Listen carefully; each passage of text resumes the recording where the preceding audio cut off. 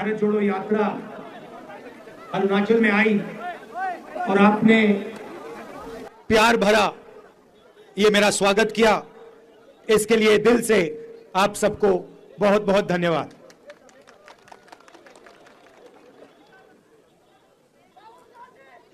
पिछले साल हमने भारत जोड़ो यात्रा की, कन्याकुमारी से लेकर कश्मीर तक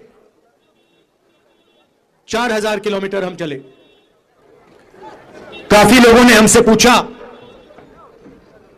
कि 4000 किलोमीटर हम क्यों चल रहे हैं।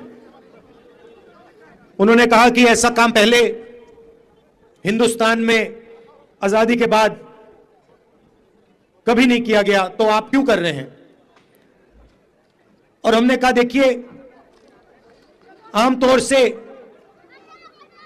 जो ऑपोजिशन की आवाज होती है उसको मीडिया उठाती है, अलग अलग इंस्टीट्यूशंस होते हैं जो ऑपोजिशन की रक्षा करती है, मगर आज के हिंदुस्तान में आरएसएस ने, बीजेपी ने मीडिया को कैप्चर कर लिया है।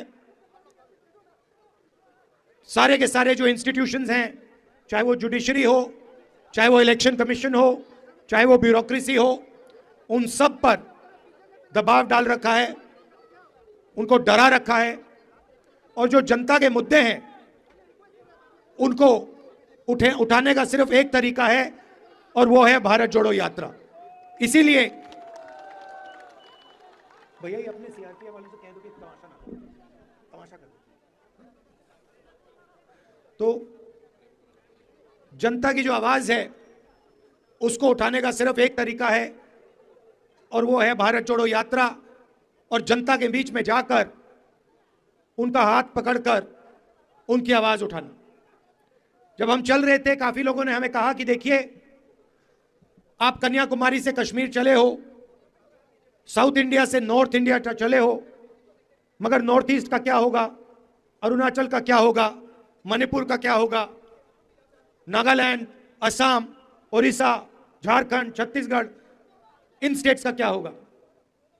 और बहुत सारे लोगों ने कहा कि आपको ईस्ट वेस्ट यात्रा करनी चाहिए। सही,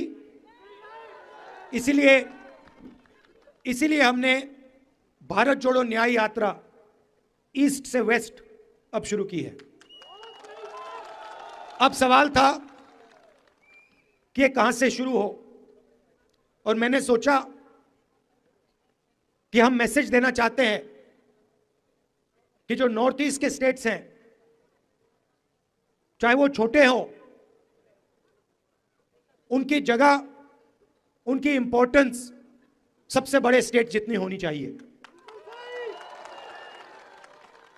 उनका कल्चर है, उनकी हिस्ट्री है, उनकी भाषा है, उनका जीने का तरीका है। इन चीजों से हिंदुस्तान बहुत कुछ सीख सकता है। इसीलिए हमने निर्णय लिया कि नॉर्थ ईस्ट से हम शुरू करेंगे, और क्योंकि बीजेपी और आरएसएस की विचारधारा ने मणिपुर को जला दिया है, वहां पे सिविल वॉर करवा दी है, इसलिए हमने निर्णय लिया कि हम मणिपुर में ये यात्रा शुरू करेंगे, क्योंकि हमारी लड़ाई बीजेपी और आरएसएस की विचारधारा के खिलाफ है, के साथ, के अगेंस्ट है। इसलिए हमने मणिपुर में यात्रा शुरू की। मणिपुर से नागालैंड गए, नागालैंड से असम, अब असम से हम अरुणाचल आए हैं। अरुणाचल की हालत आप जानते हो, भ्रष्टाचार, बेरोजगारी, महंगाई। सही है, जो आपका पैसा है, जो आपसे जीएसटी लेकर दिया जाता है, उसका फायदा आपको नहीं मिलता। सड़कों पे हम चल रहे हैं, खड्डे हैं, सड़क नहीं है। तो ये बातें हम उठाना चाहते हैं। आमतौर से हमारा 8 घंटों की यात्रा होती है एक दिन में, सुबह से शाम तक चलती है। हजारों लोगों से मिलते हैं, आपकी बात सुनते हैं, लोग सेल्फी लेते हैं, सेल्फी का टाइम है।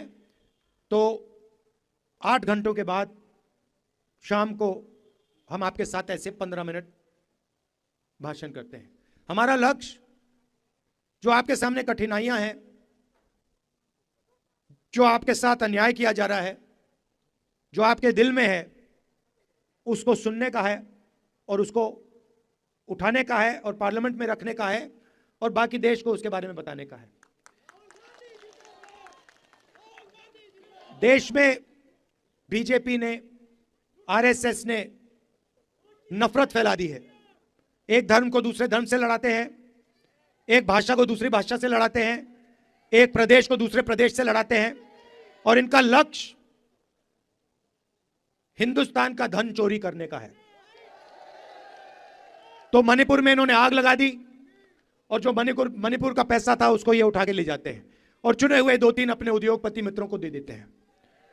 इसीलिए भारत जोड़ो यात्रा का लक्ष्य सबको एक साथ ले जाने का, जैसे मैंने यात्रा में पहले कहा, नफरत के बाजार में मोहब्बत की दुकान खोलने का हमारा लक्ष्य।